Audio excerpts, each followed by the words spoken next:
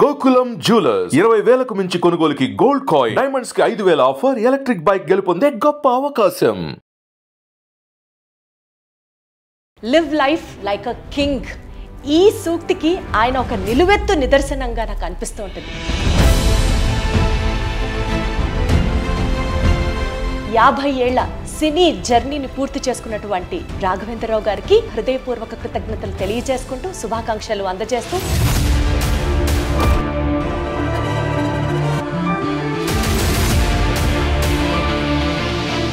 దర్శకేంద్ర రాఘవేంద్రరావు గారి సినీ ప్రస్థానంలో 150 రోజులు ఆడిన చిత్రాలు,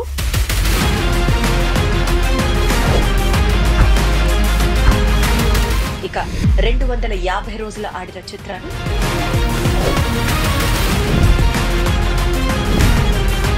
300 రోజులు ఆడిన చిత్రాలు, 365 రోజులు ఆడిన చిత్రాలు, 350 రోజులు పైగా ఆడిన చిత్రాలలో భాగంగా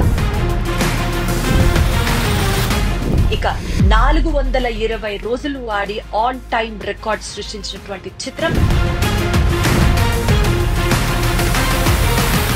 రాఘవేంద్రరావు గారి సినీ ప్రస్థానంలో 110 చిత్రాలకు గాను 23 చిత్రాలు 50 రోజులు ప్రదర్శింపబడ్డాయి అనంటే సామాన్యమైన విషయం కాదు.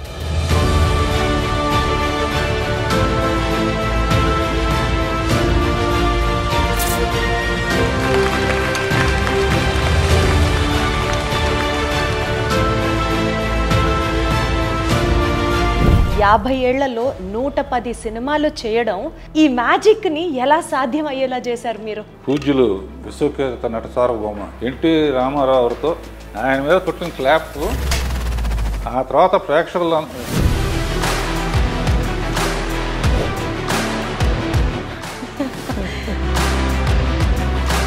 ఇదంతా కూడా నేను ఏమనుకుంటానంటే మా అమ్మా నాన్నలు. మే 2, 1977 టాలీవుడ్కి ఒక గొప్ప దర్శకుడు పరిచయం అయిన రోజు. బాబు సినిమా రిలీజ్ వెనకాల ఒక కథ ఉంది అని విన్నాము. ఇన్ని సినిమాలు తీసి దాని గురించి మాట్లాడితే రాఘవేంద్ర పాటలు బాగా తీస్తారంటారు. కారణం ఏంటి? ఒకసారి రాజమౌళి ఒక ఇంటర్వ్యూలో నన్ను అడిగాడు, మేము చాలా పాటల్లో హీరోయిన్ బాగా చూపించాలని అనుకుంటామండి, మీ దాంట్లోనే ఎక్కువ బాగుంటారు, కారణం ఏంటి అన్నారు. అట్లా నేను ఏమన్నా అంటే హీరోయిన్ రాగానే ఫేస్ ఎంక చూడండి, నేను అసలు అనగానే అందరు గొల్లు నవ్వారు. అదృష్టం చేసుకుని ఉండాలి, మీ సినిమాలో నటించాలన్నా ఒక చిన్న భాగం అవ్వాలన్నా. నువ్వు కూడా చేద్దుగాని ఎప్పుడైనా.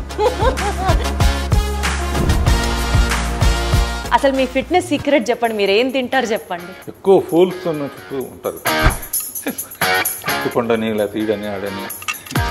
నవ్వటం చాలా ఇష్టం. సో అదన్నమాట మీ సీక్రెట్. ఆ గ్యాప్లో చిన్న పర్సనల్ ఇంట్రెస్ట్. పర్సనల్ ఇంట్రెస్ట్ ఏంటి? కాలక్షేపానికి కొంచెం ఒక రౌండ్ వేసుకోవటం. ఎప్పుడన్నా హారర్ కానీ సస్పెన్స్ థ్రిల్లర్ కానీ అలాంటివి ట్రై చేశారా అండి? అసలు మీకు ఇష్టమా అవి? హారర్ సినిమా చూస్తే తల దించుకుంటాను. మ్యూజిక్ ద్వారా కూడా ప్రజల్ని ఒక కనెక్షన్ లోకి తీసుకొచ్చేస్తారు మీరు. ఏంటి మీకు అంత మ్యూజికల్ సెన్స్? అసిస్టెంట్ డైరెక్టర్గా ఉన్నప్పుడే 60 పాటలన్నీ పాడుకునేవాడు.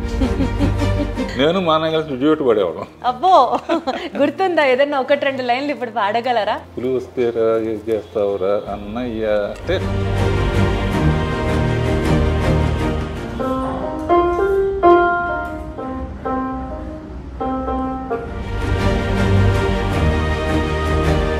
ధ్యాస అంతా మీరు షర్ట్ మీద పెట్టుకున్నటువంటి ఆ గ్రీన్ అండ్ వైట్ బ్రోచ్ మీదకి వెళ్తోంది. ఏంటి చెప్పండి, దాని సిగ్నిఫికెన్స్ ఏంటి, దాని బ్యూటీ ఏంటి? ఏంజల్ ఉంటే మంచిదంటారు. వాళ్ళంటే నాకు ఎంత ప్రేమో. అప్పట్లో ఈ ఇండస్ట్రీ ఎలా ఉండేది సార్? అంటే నా అదృష్టం ఏంటంటే 3 తరాలతో చేశాను. విల్లి ప్రసాద్ గారు అనేవారమ్మా, రాఘవేంద్ర ఎంత హైట్ వెళ్తే అంత బాధ్యత తిరుగుతుంది. రాజకీయాలలోకి మీరు రావాలి అని ఎప్పుడు అనుకోలేదా? ఆ ప్రవేశం గురించి ఎప్పుడు ఆలోచించలేదా? ఏదైనా తెలిసిన పని చేయాలని నా ఉద్దేశం. థ్యాంక్స్ టు చంద్రబాబు నాయుడు గారు.